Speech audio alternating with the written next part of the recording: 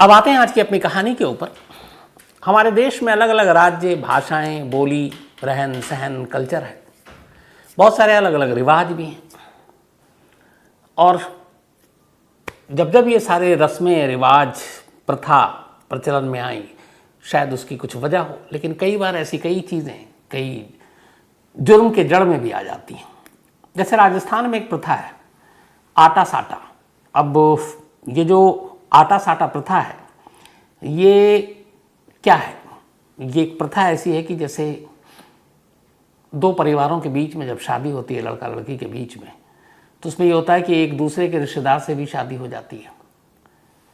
जैसे मुझे याद है मुस्लिम में भी हमारे यहाँ गोलट पुलट एक प्रथा थी। गोलट पुलट का मतलब ये होता है कि जिस घर में लड़की देनी है उस घर से हमने लड़का भी ले लिया, तो एक दूसरे रिश्तेदारी में शादी करनी। तो उसी तरीके से अलग अलग इसमें सारी चीज़ें हैं, शर्त हैं, नियम है। राजस्थान की इसी आटा साटा प्रथा ने कैसे एक जुर्म को जन्म दिया, ये उसकी पूरी कहानी है।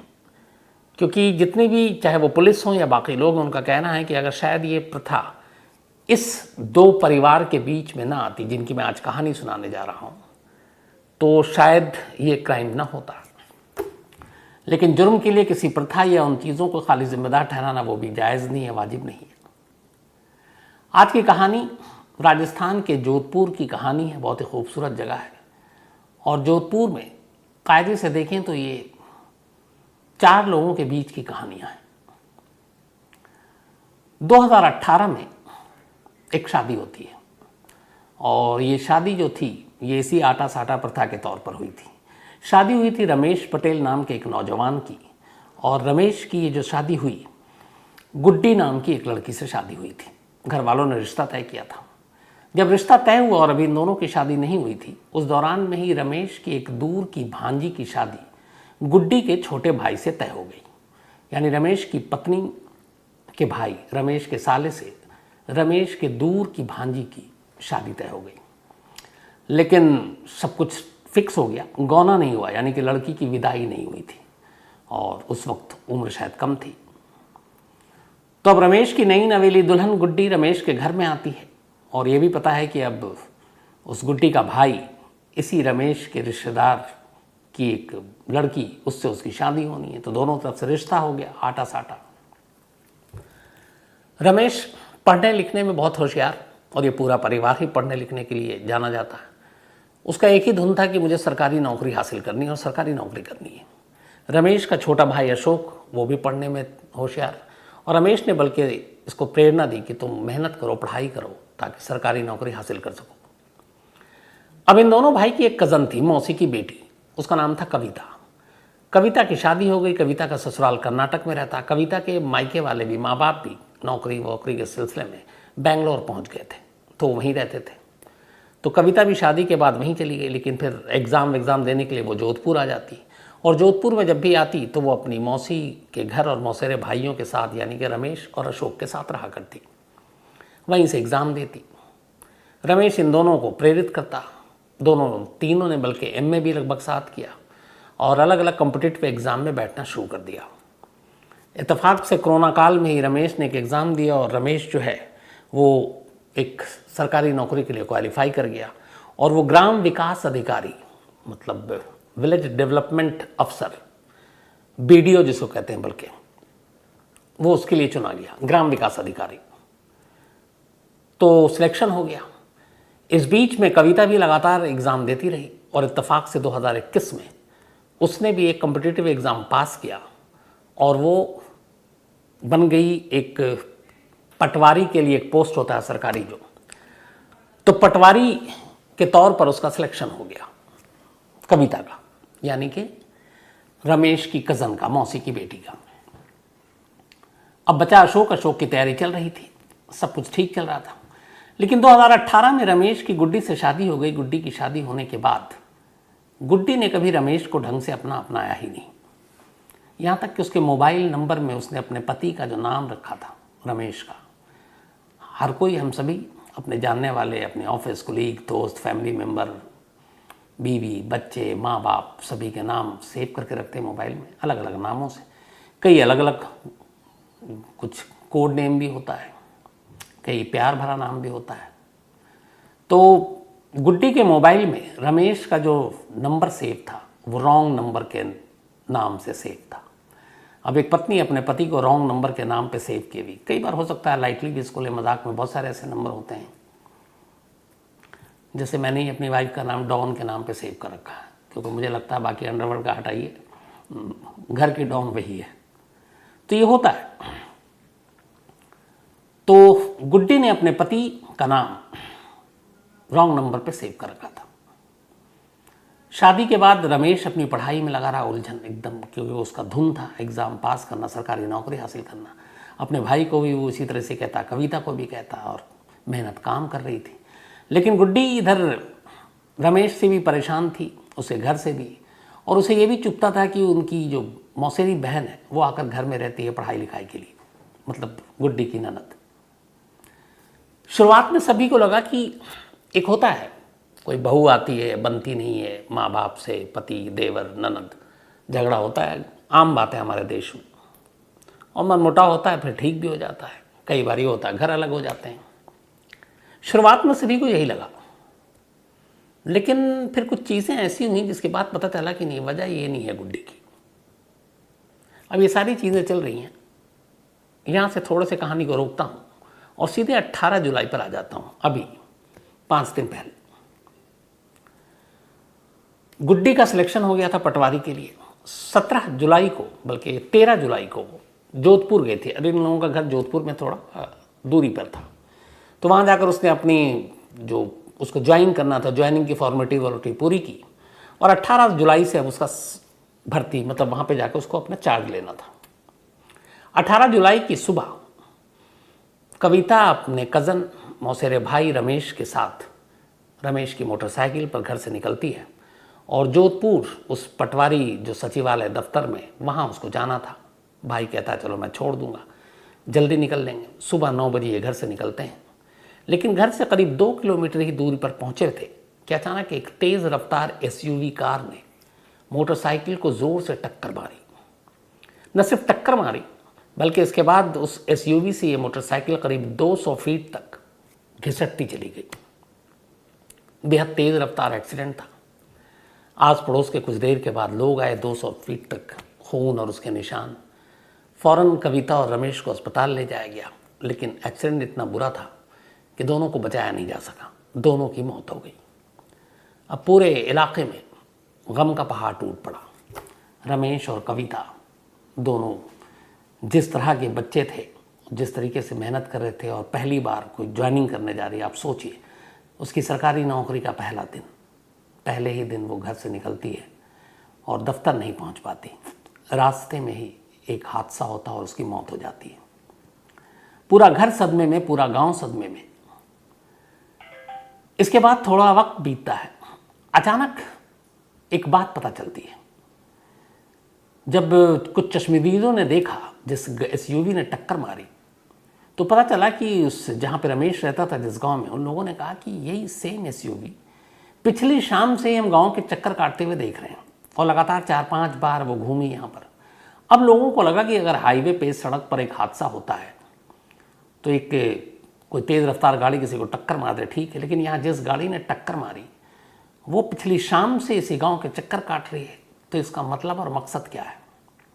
यहीं से घर वालों को शक हुआ। इसके बाद घर वालों ने फिर वहाँ कहा कि ये हादसा नहीं है बल्कि ये कत्ल है, और उस कत्ल को एक रोड एक्सीडेंट, सड़क हादसा दिखाने के लिए ये साजिश रची गई है। अब अभी तक जिसको एक आम हादसा मानकर पुलिस भी चल रही थी, जब गांव वालों ने बताया और ये नई जानकारी सामने आई तो पुलिस के भी हाथ पांव फूले। उधर गांव वालों का गुस्सा भड़क गया। उन्होंने अस्पताल से दोनों लाशें लेने से इनकार कर दिया और कहा कि जब तक कातिल गिरफ्तार नहीं होगा हम अंतिम संस्कार नहीं करेंगे। लोगों की भीड़ जुटनी शुरू हो गई। पुलिस के लिए परेशानी। आला पुलिस अफसर मौके पर पहुंचे। उन्होंने कहा कि आप इसकी फ़ौरन जांच कीजिए, लोगों का गुस्सा शांत कीजिए। अब पुलिस तफ्तीश में लग गई। पुलिस ने उस गाड़ी के बारे में जानकारी हासिल की, घर वालों से बात की, फिर उनसे पूछा कि आपको क्यों शक है किसी के ऊपर, कोई आपको लगता है कि जो है, जिसको आप जानते हो, जो इन दोनों हादसों के लिए जिम्मेदार हो। रमेश का भाई अशोक, उसने कहा कि मुझे लगता है कि मेरे भाई और मेरी बहन की मौत के पीछे जो साजिश करता है और जिसने ये कत्ल किया है वो कहीं बाहर नहीं, मेरे घर में ही है। अब ये सुनकर पुलिस भी चौंकी, अशोक के घर वाले भी। उसने सीधे उंगली अपनी भाभी पर उठाई, गुड्डी पर। उसने कहा कि मेरे भाई और कविता की मौत के लिए मेरी भाभी जिम्मेदार है और आप जांच कीजिए। अब पुलिस को लगा कि ये क्या बात है। खैर, गाड़ी से लेकर तमाम चीज़ें, अब पुलिस ने खामोशी से गुड्डी के मोबाइल को चेक किया। फिर एक नाम और भी आया, उसने बताया, एक नाम बताया रमेश के भाई ने, शंकर। बोला आप इस शंकर को भी टटोलिए। अब शंकर का पता बताया लेकिन वो घर पे था नहीं। शंकर का नंबर मिला, शंकर के नंबर के कॉल डिटेल को खंगाला गया, गुड्डी के कॉल डिटेल को खंगाला गया। पुलिस हैरान रह गई। दोनों में खूब बातें हो रही हैं और जिस वक्त ये हादसा हुआ उससे पहले भी, उससे एक रात पहले भी, हादसे के बाद भी, उससे ज़्यादा और किसी से बात ही नहीं हुई। अब पुलिस को लगा कि मामला गड़बड़ है, लेकिन इधर हालात ये थे कि दो मौत हुई घर में और एक जवान विधवा, शादी को सिर्फ 3 साल हुए गुड्डी, बिना सबूत बिना प्रूफ के उसको कैसे उठाएं। तो पुलिस के लिए कई बार ऐसे मुश्किल हालात उनके सामने होते हैं। फिर भी पुलिस ने तमाम जानकारी हासिल करनी शुरू की। उसने कहा कि चलो जितना वक्त है, जब तक सबूत न मिले तो पूरा बैकग्राउंड खंगालते हैं। अब पुलिस ने बैकग्राउंड खंगालना शुरू किया, अलग अलग लोगों से बात करनी शुरू की। रमेश और गुड्डी के घर वालों की कुंडली खंगाली। फिर जो जानकारी सामने आई पुलिस के सामने वो ये थी कि 2018 में रिश्ता तय हुआ था रमेश का गुड्डी के साथ और रमेश की दूर की भांजी का गुड्डी के छोटे भाई के साथ। तो आटा साटा रिश्ता हो गया। लेकिन गुड्डी कहीं ना कहीं इस रिश्ते से खुश नहीं थी, वो शादी करना नहीं चाहती थी। और गुड्डी के गांव वालों को मालूम था कि गुड्डी एक शंकर नाम के लड़के से प्यार करती है। तो बड़ा आसान था, वो अपने घर वालों से बगावत करती, कहती कि मुझे नहीं करनी रमेश से शादी और शंकर से करा दो। वो शंकर से शायद शादी हो भी जाती, लेकिन उसने ऐसा किया नहीं। लेकिन वो शादी करना भी नहीं चाहती थी, लेकिन शादी करने से इनकार भी नहीं करना चाहती थी। उसकी वजह ये थी कि उसे लगा कि अगर उसने शादी से इनकार कर दिया तो उसके छोटे भाई की शादी पर असर पड़ेगा और उसके छोटे भाई का रिश्ता उस लड़के की भांजी से लगा है जिससे खुद उसका रिश्ता लगा है। तो यहाँ पर गुड्डी ने कहा कि अगर मैं इनकार करती हूँ तो मेरे छोटे भाई का घर शायद नहीं बसे। तो वो खामोश रही और उसने चुपचाप शादी कर ली। लेकिन मन से वो रमेश को अपना पति नहीं मानी।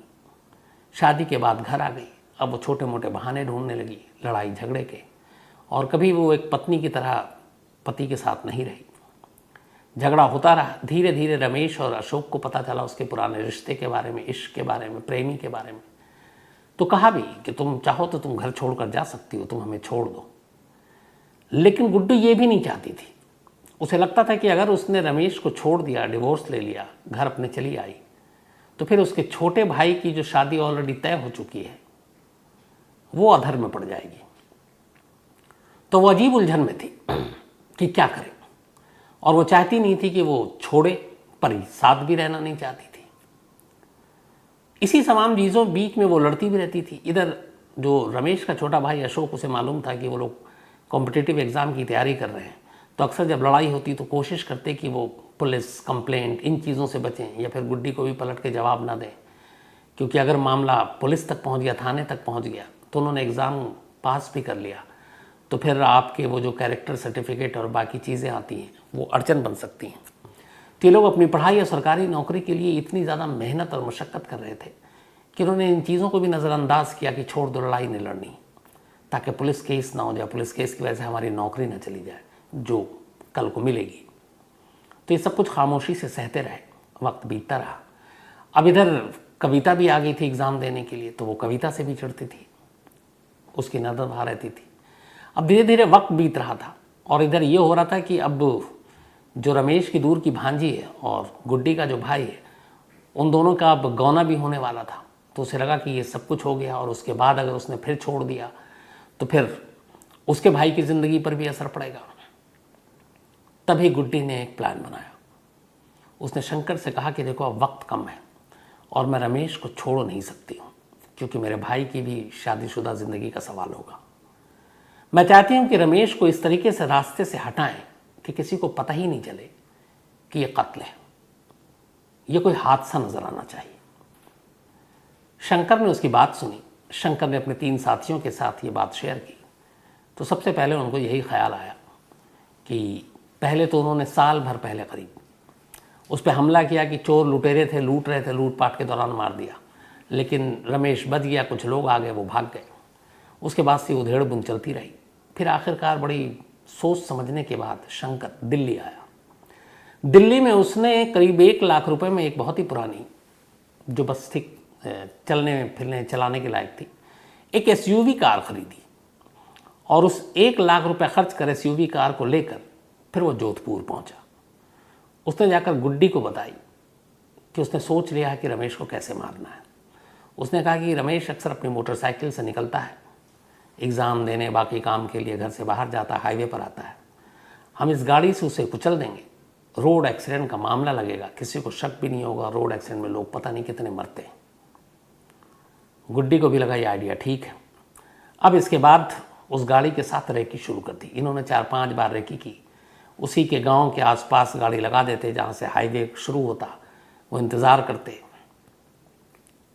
पर वो निकला नहीं। वो अपनी इधर ग्राम विकास अधिकारी का भी जो एग्ज़ाम पास कर लिया था, लेकिन अभी उसकी भर्ती में वक्त था क्योंकि कोरोना की वजह से बहुत सारे प्रोसेस ढीले चल रहे थे। अब अचानक ये हुआ कि कविता, जो कि रमेश की मौसेरी बहन थी, उसका सिलेक्शन हो गया पटवारी के लिए और उसे जोधपुर सचिवालय जाकर ज्वाइन करना था। तारीख दी गई 18 जुलाई की। अब 18 जुलाई की सुबह घर से निकलना था और दफ्तर पहुंचना था, तहसील। ये बात घर के लोगों को पता थी और साथ में पता थी गुड्डी को। 17 जुलाई की रात को गुड्डी ने शंकर को फ़ोन किया, व्हाट्सएप कॉल, और ये सारी वो जानकारी उसी कॉल से देती थी जो रमेश ने उसे गिफ्ट में दिया था अपनी बीवी को, और जिस फ़ोन पर उसने अपने ही पति का नाम रॉन्ग नंबर के नाम पर सेव कर रखा था। 17 जुलाई की रात गुड्डी ने मुखबिरी की। उसने कहा कि सुबह कविता को ज्वाइन करने जाना है और उसे लेकर रमेश ही अपनी मोटरसाइकिल पर निकलेगा। अब यहाँ एक उलझन थी। उलझन ये कि 2 लोग मोटरसाइकिल पर जा रहे हैं, एसयूवी खरीदी गई और अब तक की पूरी साजिश रची जा रही है सिर्फ और सिर्फ रमेश के लिए। अब ऐसा तो है नहीं कि आप टक्कर मारो तो ये श्योर होकर मारोगे कि इसमें से एक ही मरेगा और एक जिंदा बच जाएगा, और कविता पीछे बैठी है, तो कुछ भी हो सकता है। तो ये चीज़ भी सामने रखी गई। शंकर और गुड्डी के बीच में बात हुई कि हमारा शिकार तो सिर्फ एक है, रमेश तुम्हारा पति, जिस रास्ते से हटाना और रोड एक्सीडेंट दिखाना है, लेकिन कविता भी बैठी होगी, तो कविता को उतार कर तो खाली बाइक पर रमेश को टक्कर नहीं मार सकते, तो टक्कर मारेंगे तो कुछ भी होगा। कहते हैं कि गुड्डी अपनी इस मौसेरी बहन से भी इतना नफरत करने लगी थी, क्योंकि वो उसको लगता था उसके घर में रहती है ये सारी चीज़ें, कि उसने कहा ठीक है कोई बात नहीं, एक नहीं तो दोनों को मरने दो। शंकर तैयार हो गया। अगले दिन सुबह करीब 9 बजे रमेश घर से निकलता है और घर से सिर्फ 2 किलोमीटर की दूरी पर पहुंचता है। तभी पीछे से एक तेज़ रफ्तार एसयूवी, चूँकि वो निकला और गुड्डी ने फिर इन्फॉर्म कर दिया कि वो घर से निकल गया है। इतनी मोहलत मिल चुकी थी। शंकर अपनी एसयूवी में 3 दोस्तों के साथ बैठा था। मोटरसाइकिल देखते ही पीछे से वो आता है और बड़ी ज़ोर से टक्कर मारता है। न सिर्फ टक्कर मारता है बल्कि फिर मोटरसाइकिल को घसीटते हुए करीब 200 फीट तक आगे ले जाता है, ताकि वो एकदम यकीन हो जाए कि ये दोनों बचेंगे नहीं। और इसके बाद जब तक उस एक्सीडेंट को देखकर कुछ वहाँ से गुजर रहे राहगीरों की नज़र पड़ती है, वो एसयूवी लेकर भाग जाता है। तो ये सारी चीज़ें कहानी सामने आई। पुलिस ने इन्वेस्टिगेशन किया। उसके बाद पुलिस गुड्डी को उठा लेती है। गुड्डी को जब उठाती है तो पूरा रमेश का घर के घर वाले तो नहीं, क्योंकि उसके भाई और उन सबको शक था। गुड्डी के घर वाले चौंक उठते हैं। उन्हें लगता है ये कैसे मुमकिन है, लेकिन फिर पुलिस तमाम पुख्ता सबूत देती है, शंकर के साथ कॉल डिटेल, व्हाट्सएप चैट, और आखिरकार गुड्डी भी कबूल कर लेती है। पुलिस उससे इंट्रोगेट करती है। फिर बाद में उसको जुडिशल कस्टडी में अभी वो जेल भेज दी गई है। इधर 3 लोग पकड़ा चुके हैं, लेकिन जो मेन इसमें अभी तक अक्यूज्ड है शंकर, वो पुलिस के हाथ लगना बाकी है। पुलिस अभी उसकी तलाश कर रही है। तो कभी कभी ऐसी चीज़ें होती हैं जिसे टाला भी जा सकता है। मैं पहले भी कई बार कह चुका हूँ, कहानी में कई ऐसे कहानियों के ज़रिए जो चीज़ सामने आई कि रिश्ते, शादी नहीं बन रही है, डिवोर्स, वो ज़्यादा कानून के दायरे में रहकर बेहतर तरीका है। लेकिन आप यूं किसी की जान ले लो। और यहाँ पे तो और भी अफसोसनाक बात यह है कि उसकी दुश्मनी या फिर उसे अपने प्रेमी के साथ शादी करनी थी और उस चक्कर में एक मासूम बेकसूर लड़की कविता, उसकी भी जान ले ली। और ये सोचिए कि उसकी ज़िंदगी के क्या उस दिन कितनी खुश होगी कि पहले दिन उसकी सरकारी नौकरी की ज्वाइन करना अगले कुछ घंटे में, और वो उस दफ्तर की दहलीज तक भी नहीं पहुंच पाती, उससे पहले ही मौत के आगोश में चली जाती है। तो एक अफसोसनाक कहानी है।